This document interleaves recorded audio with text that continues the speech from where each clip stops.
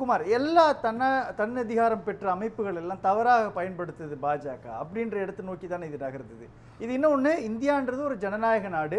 இங்கே மக்கள் தான் அவங்களை யார் ஆட்சி செய்யணுன்றதை உறுதிப்படுத்துகிறாங்க, தேர்ந்தெடுக்கிறாங்க. ஒட்டுமொத்த இந்தியாவினுடைய ஜனநாயகத்தையும் கேள்விக்குள்ளாக்கக்கூடிய நடவடிக்கை நடந்திருக்கிறதா மக்களவை எதிர்க்கட்சி தலைவர் விமர்சிக்கிறார் இல்லையா? இந்தியாவில் சுதந்திரம் வந்ததுக்கு பிறகு first appointment is chief election commissioner of India Sukumar Sen ICS. எப்போ தெரியுமா? 1950 ஜனவரி 25 அவர் அப்பாயின்மெண்ட், ஃபஸ்ட்டு அப்பாயின்மெண்ட் அவர் தான் மறுநாள் வந்து திரு முதல் பாபு ராஜேந்திர பிரசாத்துக்கு அவர் தலைமையில் தான் அவர் எலெக்ட் ஆகிறார். அப்படி தான் ஆரம்பம், பிள்ளையார் சொல்லியே அப்படி தான் ஆரம்பிக்குது. நம்ம அரசாங்கம் பிள்ளையார் சொல்லி அப்படி தான் போடுகிறது. இது வரைக்கும் கிட்டத்தட்ட 57-58 எலெக்ஷன் கமிஷனர் வந்திருக்காங்க. இதில் 65% பூரா காங்கிரஸ் காலத்தில் இருந்தது. காங்கிரஸ் காலத்தில் இருந்தவங்க தான் அவங்கெல்லாம் இருந்தாங்க. பல சீர்திருத்தங்களை பண்ணியிருக்கணும், பண்ணலை. ஒரு எக்ஸாம்பிள், ஒரு நாளைக்கு லட்சக்கணக்கான பேர் இவ்வளோ பெரிய நாட்டில் பிறக்கிறாங்க, லட்சக்கணக்கான பேர் அதாவது அந்த 18 வயதை அடைகிறாங்க, லட்சக்கணக்கான பேர் இடம் மாறுறாங்க, மரணிக்கிறாங்க. இதெல்லாம் கடைசியில் தேர்தலுக்கு 2 மாதத்துக்கு முன்னால் நாங்கள் எல்லாம் பாப்புலேஷன் இதெல்லாம் நாங்கள் ஓட்டர் ஐடியை சரி பார்க்குறோன்னா முடியுமா? அது நிச்சயமாக முடியாது. இதுக்காக நான் தேர்தல் சீர்திருத்தம் பண்ணணும்னு சுப்ரீம் கோர்ட்டில் கேஸ் போட்டேன் 98. ஆனால் அது அன்னைக்கு இருந்த இதே அரசு ஒரு தாக்கல் பண்ணிவிட்டு நாங்கள் அதை செய்கிறதாக இருக்குது. அரசாங்கத்தினுடைய முக்கியமான கோரிக்கையில் அதுவும் ஒன்றா இருக்குது, நாங்கள் பண்ணிடுவோம்னாங்க. அப்புறம் என்ன விட்ரா பண்ணுறியான்னு பண்ணிட்டோம். இன்னை வரைக்கும் ஒன்றும் நடக்கலை. இப்போ இவங்க சொல்கிறபடி இருக்குதுன்னு வச்சுக்குவோம். இவங்க சொல்கிறபடியே இருந்தால் டெல்லியில் செக்ரட்டேரியட்டில் தேர்தல் ஆணையத்துடைய secretariat staff permanent staff only 300 persons தான், 300 அஃபீஷியல்ஸ் தான் இருக்காங்க. பாக்கி எல்லாமே அந்தந்த மாநிலங்களில், பீகாராக இருந்தால் அந்த மாநிலத்தமாக இருக்கும், தமிழ்நாடாக இருந்தால் தமிழ்நாட்டு மாநிலமாக இருக்கும், கர்நாடகா இருந்தால் அந்த மாநிலத்தில் உள்ள உள்ளாட்சித்துறை தான் அந்த பணியை செய்கிறது. அப்போ இப்போ இந்த ஆட்சி அங்கே இப்போ 2024 கர்நாடகாவில் எந்த ஆட்சி இப்போ பர்டிகுலராக சொல்லிக்கிட்டு இருக்காங்க இல்லையா? கர்நாடகாவில் எல்லாம் ஆகி போயிட்டு எல்லாம் கள்ள ஓட்டு போட்டாங்கன்னு சொல்கிறாங்க இல்லையா? அங்கே நடந்தது காங்கிரஸ் ஆட்சி தான் அங்கே இருக்குது. இப்போ இன்னைக்கு மத்தியானம் இப்போ யாருக்கெல்லாம் தெரிஞ்சிருக்குன்னு தெரியாது, அங்கே சீதாராமையாவுக்கு அடுத்தால நிலையில் இருந்த காங்கிரஸ் தலைவரை இப்போ ராஜினாமா பண்ணியிருக்காரு. தகவல் உங்களுக்கு நியூஸில் கூட வந்திருக்கா என்னன்னு தெரியாது, எனக்கு தெரியும். ராஜினாமா பண்ணியாச்சு. ஏன் பண்ண சொன்னது? ராகுல் காந்தி பண்ண சொல்லி. காரணம் என்ன தெரியுமா? அவர் சொல்லிட்டார், நம்ம எதுக்கு எடுத்தாலும் தேர்தல் ஆணையத்தை நம்ம குறை சொல்லி பிரயோஜனம் இல்லை, இதை பூரா நம்ம தானே பண்ணணும், நம்மளுக்கும் அதில் குறை இருக்குது, நம்மளும் அதை பண்ணிருக்கோம் சொன்னதுனால தேர்தல் வரும்பொழுது மட்டும் தேர்தல் ஆணையர்கள் நான் இதை முடிச்சிடுறேன். எல்லாத்துக்கும் பின்னாடி நான் இதை முடிச்சிடுறேன். இது முக்கியமான பாயிண்ட். ஆகையினால என்ன ஆயிடுதுன்னா, அவர் என்ன சொல்லியிருக்காரு, இப்போ தான் சட்டமன்ற கூட்டம் ஆரம்பிச்சிருக்கு, இன்னொரு 10 நாள் வெயிட் பண்ண நானே அவரை நீக்கிறேன் சீதாராமையா சொல்கிறார். ஆனால் அங்கே ராகுல் காந்தி இப்போ உடனே நீக்க சொல்கிறார் அப்படின்னு சொல்லி இப்போ அவரை ராஜினாமா பண்ண சொல்லியாச்சு. ராஜினாமா பண்ணிட்டார். நாளைக்கு நியூஸ் உடனே நாளைக்கு நியூஸ் உங்களுக்கு வரும். அப்போ நீங்கள் வந்துட்டு இல்லையா? காங்கிரஸ்காரர் ஒத்துக்கிட்டாரு. அவர் சொல்லி அதெல்லாம் ஒண்ணு இல்ல, தொலைபேசி ஒட்டு கேட்பு மாதிரி. நாளைக்கு அதையும் விவாதிப்போம். நாளைக்கு அந்த விவாதம் நாளைக்கு வரும். ஆக அது உடனே வெளியே நீக்கியாச்சு. அவர் சொன்னது நியாயம். பலூன்ல இன்னும் சொல்லியிருக்காரு ராகுல் காந்தி சொன்னது, ஒரே ஒரு கேள்வி, பலூன்ல ஊசியை வச்சு குத்திருக்காரு. அவர் நீக்க ஒரே ஒரு கேள்வி, தேர்தல் ஆணையம் ஏன் டிஜிட்டல் வாக்காளர் பட்டியலை வெளியிடும்? சார், இப்போ இந்த பாயிண்டை ஏன் நீங்கள் கொஞ்சம் சீரியஸாக எடுக்க மாட்டேன்றீங்க? நான் சொல்கிறது எவ்வளோ முக்கியமான பாயிண்ட்டு. கர்நாடகாவை பற்றி இன்றைக்கி அவ்வளோ விவாதமும், ஒரு வீட்டில் 80 ஓட்டு 90 ஓட்டு 0 ஓட்டுன்னு பேசிக்கிட்டு இருக்காங்க. கர்நாடகாவில் காங்கிரஸ் ஆட்சி தான் இருந்தது. கர்நாடகாவில் இதெல்லாம் சரி பார்த்தது பூரா காங்கிரஸ். அப்போ அவங்க அரசாங்கத்தை தான் இப்போ உடனே நீக்கணும். இப்போ இவங்க சொல்கிறபடி பார்த்தா நேற்று ஒரு விவாதத்தில் செந்திலும் நானும் ஒரு இடத்துல விவாதம், எதில் தந்தியில் இல்லை சன் டிவியில் நேற்று முந்தா நாடு இதே விவாதம். நான் சொல்லிக்கிட்டு இருக்கேன், ஒரு உண்மையான இந்தியனுக்கு வெளிநாட்டிலிருந்து வர்றவங்க மற்ற நாட்டுகளில் மேலை நாட்டுகள்லாம் 20 வருஷம் 25 வருஷம் ஆகும் க்ரீன் கார்டு வாங்கி, அதுக்கப்புறம் சில ஆண்டுகள் வெயிட் பண்ணணும் ஓட்டு போடுறதுக்கு. ஆனால் இந்தியாவில் மட்டும் அண்டைய மாநிலங்கள்லேருந்து நேராக திறந்த வீட்டில் ஏதோ பூந்த மாதிரி பூந்து உடனே ஓட்டும் போட்டு இந்த நாட்டு அரசாங்கத்தையும் தேர்ந்தெடுத்துடலாம், அது நியாயம்னு நிறைய பேர் அரசியல்வாதிகள் பேசுகிறாங்க. இது ரொம்ப துரதிருஷ்டவசமானதுன்னு பேசினேன். அவர் அதை ஒத்துக்கிட்டார் செந்தில். அவர் எதிரணிக்கு சாதகமா பேசினார். ஒத்துக்கிட்டு என்ன சொல்றாரு, இன்னொரு சேனல்ல நடந்த இல்ல, இல்ல, இல்ல, விவாதம் இல்ல, இப்பதான் இல்ல, இல்ல, கிடையாது. நான் அந்த point கேட்கிறது இல்ல is taken. அதனால அது என்ன சொல்றாரு, நான் கை தட்டினேன், அவர் பாராட்டினது. ஆமா, ஒரு இந்தியன் தான் போடணும், உண்மையான இந்தியன் தான் இருக்கணும், நம்ம அரசாங்கத்தை இன்னொருத்தர் பக்கம் நான் ஒத்துக்கொள்ள, நான் கை தட்டி இருக்கேன்.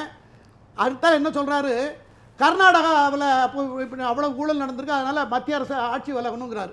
அப்போ அவருக்கு என்ன புரியுது, மத்திய அரசு அங்க கர்நாடகாவில் நடந்தது காங்கிரஸ் கூட அவருக்கு புரியல. அதுக்கு நிறைய கேட்கறது. ஒரே நிமிஷம் இருங்களேன். இப்போ மணிப்பூர்ல அவ்வளோ பெரிய கலவரம் நடக்குது, அல்லது ஜிஎஸ்டியை கொண்டுட்டு வராங்க, பண மதிப்பிழப்பு நடவடிக்கையை கொண்டு வந்திருக்கிறாங்க, பல விஷயங்கள் பிரதமர் நரேந்திர மோடியினுடைய இந்த ஆட்சி காலத்தில் நடந்திருக்கு இல்லையா?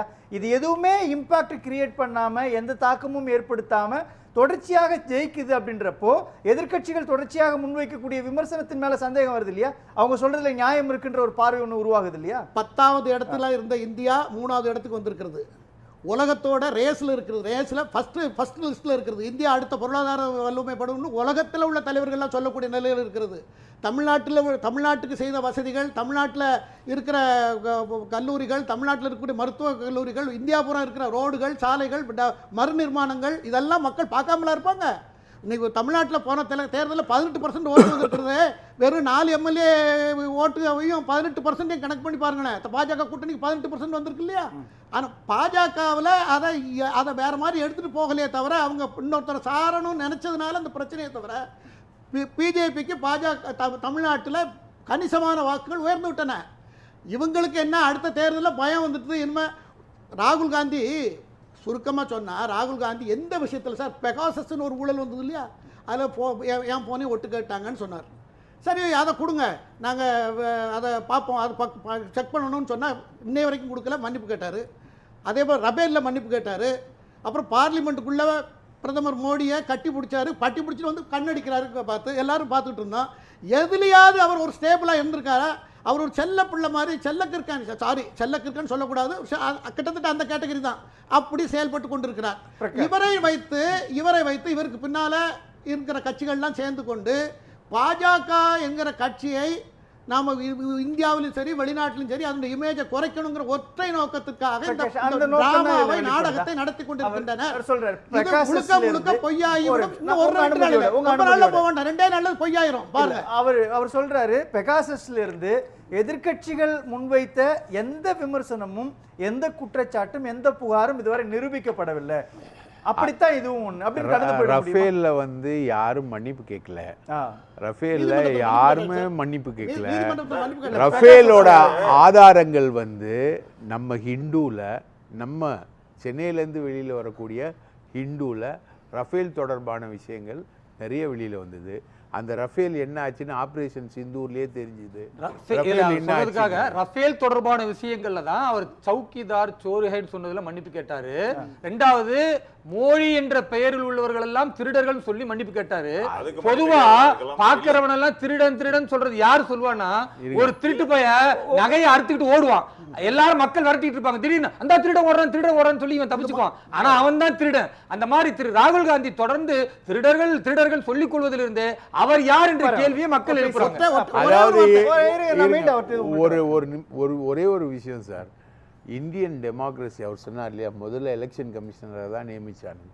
இந்தியன் டெமோக்ரஸி இந்தியாவா இருக்கிறதுக்கு காரணமே இந்த தேர்தல் முறை தான்.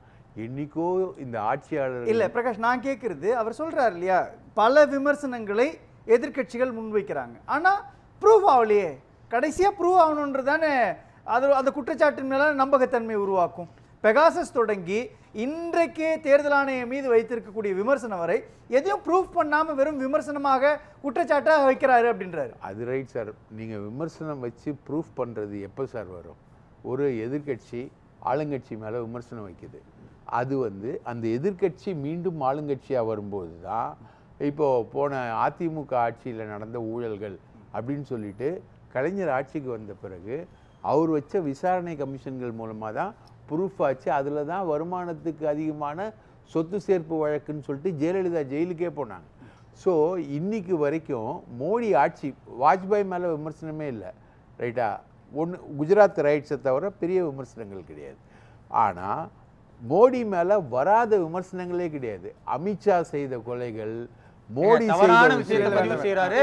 அமித்ஷா அவர்கள் செய்த கொலைகள்ன்றது இது அயோக்கியத்தனம். இப்படி பேசுறத அந்த நான் வார்த்தை கண்டிக்கிறேன். பெருமையில ஏன்னா, அந்த வார்த்தை கொலைன்னு வேண்டாம். சொல்லலாமாங்க? இல்ல, இப்ராஹிம், நாட்டின் அயோக்கியத்தனம்ன்ற அந்த உள்துறை வார்த்தை அமைச்சர் வேண்டாம். எப்படி பேசலாம்? கண்ணியமா உரையாடலாம். கண்ணியமா நாட்டின் உள்துறை அமைச்சர் எப்படி பேசலாம்? அவரு கொலைகாரன் சொல்றாரு. இல்ல. எப்படி நீங்க அனுமதிக்கலாம் அதை? இல்ல. அவர் மன்னிப்பு கேட்க ஏங்க, சொல்லுங்க. அவரு அவர் மன்னிப்பு கேட்க சொல்லுங்க. அந்த வழக்குல ஏங்க, நீதிமன்றம் அவரை நிரபராதின்னு சொன்ன பிறகு உள்துறை அமைச்சரை எப்படி அவர் கொலைகாரன் இல்ல, சொல்லலாம்? அந்த மன்னிப்பு பாட்டு கேட்க வேணாம். சொல்லுங்க. அந்த பாட்டு அமித்ஷா அவர்களை தவறா பேசுறது மன்னிப்பு கேட்க சொல்லுங்க. கொலைக்கான வாய்க்கு வந்ததெல்லாம் பேசிடலாமா? கொலை குற்றச்சாட்டு மக்கள் பார்த்துக்கிட்டு இருக்காங்க. கொலை எப்படி அவர் போய் குற்றச்சாட்டு பேசலாம்? இல்ல, தவறான ராகுல் காந்தி கருத்து போய் வேண்டாம். பேசுறான்னு தவறான சொல்லிட்டு இருக்கும்போது கருத்து அதை ஆதரிக்கிற இவரும் போய் பேசுறாரு. அது இல்லைங்க, கொலை குற்றச்சாட்டு அவர் மேல வந்துதா? இப்ப மாத்தி பேசுறாரா? இப்படித்தான் நீங்க பேசுறீங்க. கேளுங்க. இதுதான் ராகுல் காந்தி ஸ்டைல். கேளுங்க, கொலை- இதுதான் நாங்க சொல்லிட்டு இருக்கோம். இது கேளுங்க. முதல்ல ஒரு விஷயத்தை பொய்ய சொல்லிடுறது. கொலை குற்றச்சாட்டு அப்புறம் இல்ல அப்படி இருக்கும்னு சார். நாங்க நினைச்சோன்னு சொல்றது. இந்த குஜராத் மாத்தி மாத்தி தேர்தல் பேசுற இங்க பச்சோந்தித்தனத்தை தயவு செய்து நிறுத்துங்க. தேர்தல் ஆணையத்தோட குற்றச்சாட்டுக்குள்ள வந்துடலாம். தேர்தல் ஆணையம்ன்றது தேர்தல்ன்றது இந்த நாட்டு மக்களை லைவா வச்சிருக்கக்கூடிய ஒரு விஷயம் சார். நீங்க இந்தியாவை உடைச்சிருவீங்க. இது இந்த விஷயத்துக்குள்ள ஆணவத்தோட இவங்க ரியாக்ட் பண்றது ரொம்ப மோசமான விளைவுகளை தான் இருக்கு. குமார், ஆணவத்தோட ரியாக்ட் பண்ணுறீங்களா? நான் இப்போ ஏற்கனவே பல குற்றச்சாட்டுகள் சொன்னேன். ஹிண்டன்பர்க் 2023 ஹிண்டன்பர்க் ஜார்ஜ் சோரஸ்ங்களோட சேர்ந்துட்டு அவங்க சொல்லி கொடுத்ததை வச்சு ஹிண்டன்பர்க்கு டேமேஜ் பண்ணி பல லட்சம் கோடி ரூபாய் நம்மளுடைய பொதுத்துறை நிறுவனத்துக்கு நஷ்டம். அதானி இதெல்லாம் அதானி ஆமா இல்ல ஹிண்டன்பர்க் அதானி ரெண்டும் சேர்த்து தான். அதை நீங்க ஞாபகப்படுத்திட்டீங்க. அதுவும் இதுல வருது. அதானி அப்ப அதை நஷ்டப்படுத்தி இப்படி எல்லாம் நஷ்டமும் நாட்டுக்கு நிறைய ஏற்பட்டிருக்கு. இவரால ஏகப்பட்ட நஷ்டம் ஏற்பட்டிருக்கு. கடைசியில ஒண்ணும் இல்லாம போயிருது. அந்த ஹிண்டன்பர்க்கே இப்ப இல்ல, க்ளோஸ் பண்ணியாச்சு. ஹிண்டன்பர்க் கம்பெனியே க்ளோஸ் பண்ணியாச்சு. Company close. அதனால ஆகையினால நான் என்ன சொல்ல வரேன்னா, உங்களுக்குன்னா ஒண்ணு மற்றவனுக்குன்னா ஒண்ணுங்கிறத பார்க்காதீங்க.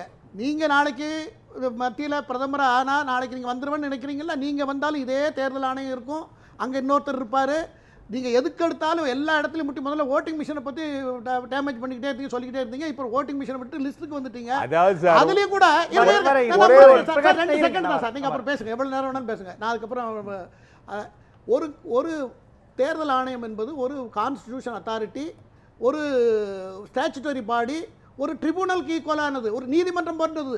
நீ அங்கே குற்றச்சாட்டை நீங்கள் பக்கமாக நான் பேப்பரில் டிவியில் எல்லாரும் உங்களெல்லாம் கூப்பிட்டு இப்படி காமிச்சிட்டு இந்த பாருங்க இதோ பாருங்க நமக்கெல்லாம் படிக்கிற மாதிரி நம்மளாம் படிக்க முடியுமா? அதை காமிச்சிட்டு நீ அதை வச்சே கம்ப்ளைண்ட்டை லாட்ஜ் பண்ணி நீ அதை வச்சே எனக்கு அதை கொடு இதை கொடு நீ எனக்கு டிஜிட்டல் டாக்குமெண்ட்டை கொடுன்னு கேட்டால் கேட்கறதுல ஏதாவது ரெலவெண்ட் இருக்கா? இல்லை, அதில் தான் அவங்க புரியுது. ஆனால் ஒரு இடி கேஸே எடுத்துக்கங்களேன்.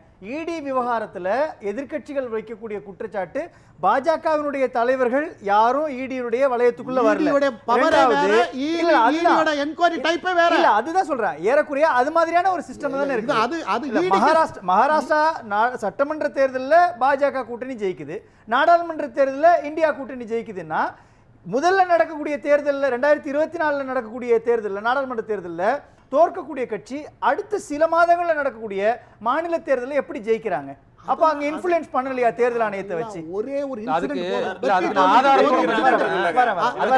ஆதாரத்தோட பதில் சொல்ற. ராகுல் காந்தி அவர்கள் இதே குற்றச்சாட்டை வச்சார். என்ன வச்சாருன்னா, நாங்க மகாராஷ்டிராவுடைய பாராளுமன்ற தேர்தலில் வெற்றி பெறுகிறோம், ஆனா சட்டமன்ற தேர்தலில் தோத்ததற்கு காரணம் 1 கோடி புதிய வாக்காளர்களை சேர்த்து விட்டார்கள், வழக்கம் போல போய் சொன்னாரு. அதுவும் குறிப்பா அவர் சொன்னது ஆதாரத்தோட நிரூபிக்கிறேன். நல்லா பாருங்க, நல்லா கேட்டுங்க. 9,30,61,760 வாக்குகள். இது பாராளுமன்றத்தில் விழுந்த வாக்குகள். சட்டமன்றத்தில் 9,71,41,280 வாக்குகள். மொத்தமே 40 லட்சம் வாக்காளர்கள் தான் சட்டமன்ற தேர்தலுக்கு புதிதாக இணைந்திருக்கிறார்கள். ஆனா 1 கோடி வாக்காளர்கள் இணைந்திருக்கிறார்கள், அதனால தோத்து போனு மகாராஷ்டிரா தேர்தலில் ஒரு பொய்ய சொன்னாரு. அதுவும் பொய் என்பதை ஆதாரத்தோட அதாவது இது அங்க கர்நாடகாவில் நடந்தது. இப்போ பீகாருக்கு வந்துட்டாங்க. பீகாரை எதிர்த்தாங்க. இப்போ பீகார்ல எஸ்ஐஆரே வேண்டாம், அதுக்கு ஒரு மூச்சு போராட்டம் பாராளுமன்றத்தை நிறுத்தினாங்க. ஒரு நிமிஷத்துக்கு 2.5 லட்சம் ரூபாய் செலவாகிறது. பொறுப்பு இருந்தால் யாராவது அப்படி செய்வாங்களா? பீகார்ல இவ்வளவுக்கு நடந்திருக்குன்னு 6 மாசமா நாங்க ஒர்க் பண்ணோம்னு சொல்றீங்கல்ல, அப்ப தப்பு. அப்போ பீகார்ல அப்போ அவங்க கேட்பாங்கல்ல, ஒரே கட்டமா தேர்தல் நடத்துங்களேன், ஏன் வெவ்வேறு கட்டங்களா நடத்துறீங்க? அப்போ ஒரு ஹிடன் அஜெண்டா இருக்குன்னு அதனாலதான் ஒரு எதிர்க்கட்சியா இருந்தா என்ன செய்யணும்? அது எதிர்க்கட்சி தலைவர் என்ன சொல்றாரு, தேர்தலை ஒரே கட்டமா நடத்துறீங்கன்னா செலவும் குறையும் உங்களுக்கு. ஆமா, ஆனா அரசாங்கமும் அதான் விரும்புது. பாஜக அரசாங்கம் அதனுடைய சூழலுக்கு ஏற்ப வெவ்வேறு கட்டங்களாக நடத்தி ஒரு வெற்றியை ஒரே கட்டமா ஈட்டுறாங்க. நாங்க தான் சொல்றோம் ஒரே நாடு ஒரே தேர்தல். இருங்க. அத நாங்க நீங்க தான் சொல்ற சொல்றோம். ஒரே தேர்தல்ன்றது சட்டமன்றத்துல இல்ல, அவர் என்ன நாடாளுமன்ற தேர்தல். இல்ல, நான் சொல்றது ஒரே தேர்தல் நடத்துறீங்க. பல கட்ட தேர்தல். சார் அது பிராக்டிகலி இஸ் நாட் பாசிபிள். ஏன்னா 142 30 கோடி 40 கோடி மக்கள் தொகை உள்ள நாடல்ல. சிஸ்டம் எல்லாம் ஒர்க் பண்ணணும் இல்லையா? அதற்காக தான் அந்த இடத்துல தான் சொல்றாங்க. அதற்காக தான் அப்படி புரியுது வைத்திருக்கிறார்கள். புரியுது எனக்கு. அந்த இடத்துக்கு தான் என்ன நடக்குதுன்னா அவங்களுக்கு ஏத்த மாதிரியான டேட்டாவை ரெடி பண்ணிட்டு அவங்களுக்கு ஏத்த மாதிரியான வாக்காளர்களை தயார் பண்ணிட்டு ஒரு தேர்தலை சந்திக்கிறீங்க. இதெல்லாம் தவறுங்க. இதெல்லாம் கற்பனை பண்ணு. அதாவது நல்ல கற்பனை மூளை இல்லைங்க, இருக்கிற அது இன்னைக்கு நல்ல வந்துருச்சுங்க நல்ல டேட்டாவோட. நல்ல இதயமும் நல்ல கற்பனை மூளையும் நல்ல எண்ணமும் சிந்தனையும் நாட்டுப்பற்று சார், இருக்கிற யாரும் இதை ஒரே செய்ய ஒரு மாட்டாங்க. நிமிஷம் சார். இவங்களுக்கு தான் அந்த எண்ணங்கள்லாம் வருகிறது. நான் சொல்ல வர்றது ஒரே ஒரு விஷயம் தான் சார். அதுக்கு தான் ஆன்லைன்ல ஒரே நாடு ஒரே தேர்தல் சிஸ்டத்துக்குள்ள வாங்க. நாளைக்கே எல்லாரும் கோரிக்கை வைங்க. அதை கொண்டு வாங்க. ஆன்லைன்லயே அது மாத்திக்கலாம். ஒரே நாடு ஒரே இல்ல, தேர்தல் ஆன்லைன்லயே மாத்திக்கலாம். சட்டமன்றத்தினால இல்ல, அதுக்குள்ள நான் இல்ல, வரல. இப்ப நாடாளுமன்ற தேர்தல்னா ஏன் இவ்வளவு பலகட்ட தேர்தல் நடத்துறீங்க? அதற்கு தோதான ஒரு சார், சூழலை நான் உருவாக்கி சொல்றேன்ல, அப்படி தேர்தல் அணுகுறீங்க. நடத்துறது யாரு? ராணுவம் தயாரா இருக்கணும், கவர்மெண்ட் மிஷினரி தயாரா இருக்கணும், ஓட்டிங் மிஷின் ஒரே நாளுக்கு வேணும். 1008 பிரச்சனை இருக்கிறது. இதெல்லாம் நம்ம எங்க இருந்து வாதிச்சுட்டு போயிடலாம். Practically is not possible. ஆனா ஒரே நாடு ஒரே தேர்தல் ஒரே நடத்தும். அதுலயும் பல கட்டமா தான் வரும். ஒரே அதுலயும் நேரத்துல பல தேர்தல் கட்டம் நடக்காது. ஒரே ஸ்ட்ரோக்ல பல கட்டங்களாக ஒவ்வொரு 3-4 மாநிலங்கள் சேர்ந்து அப்படி தேர்தல் நடத்துவாங்க. ரொம்ப அதுல வாக்காளர் அடையாள அட்டையை அப்டேட் பண்றது 24 ஹவர்ஸ் 365 நாள் நடத்தினால் மட்டும்தான் சரியா ராகுல் காந்தி இருக்கும். அவர்கள் சொன்னார்லாம் எல்லாம் குறிப்பிடுறாரு. பொய் சொன்னார் திரும்ப சொல்றாரு. இல்ல, நான் ஆதாரத்தோட மோடி அவர்கள் சொல்லிட்டு வந்ததே இருக்கேன். ஆதாரத்தோட மோடி சொல்லிட்டு அவர்கள் வந்ததே பொய்யான பிம்பத்தை கட்டமைச்சு தான் வந்தார். அவருடைய இல்லாத ஸ்டேஷன்ல டிவி இல்ல இல்ல அந்த கதைக்குள்ள வேணாம். வரிசையா? ஏய், இல்லாத தேர்தல் இல்ல, இல்ல, இல்ல. இல்லாத இல்ல, இல்ல, ஆதாரத்துக்கு அது இன்னொரு அடிப்படையில் பேசுறோம். அது இன்னொரு விவாதம், அது வேண்டாம். சந்திரசேகர் வேண்டாம். இன்றைய கேள்வி நேரம் வர நான் மீண்டு வரேன். நான்